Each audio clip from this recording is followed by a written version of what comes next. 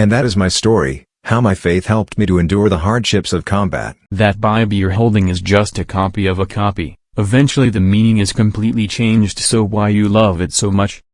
It's the same thing as kids playing Chinese whispers or the telephone game. The last person in line has a different message. But you believe Caesar, Plato and Homer were historical characters, right? Of course. Caesar has 1,000 years gap between the original and the earliest copy, speaking of which only 10 manuscripts exist. Plato has 1,200 years between its original and earliest copy with 7 manuscripts. And Homer has 500 years between his original and earliest copy with an impressive 643 manuscripts in existence.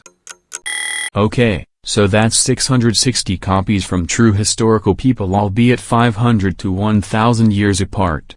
Not fake fairy tales in the Bible which magically came from the sky and have no basis in history or a reality. Well, the Bible is written by men. Approximately 40 authors contributed to the 66 books of the Bible, that all share the same message. Further to this, the evidence for the manuscripts is excellent.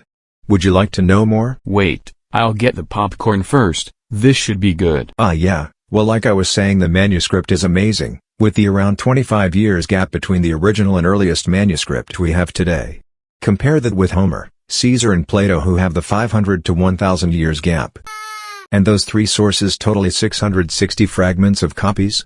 Well, guess what?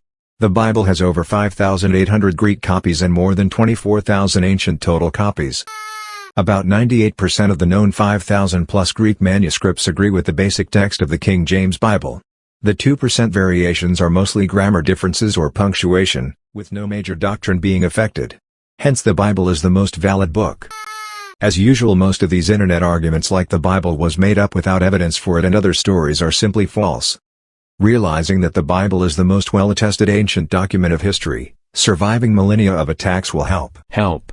How? Help you to get outside of the influence of secular society, really become a free thinker, and assist you in realizing that Jesus is the truth, intellectually and spiritually. Skepticism is a great starting point, but when all the evidence gets simply overwhelming, then you can start to doubt your doubts and then pursue the truth, no matter how uncomfortable that may be.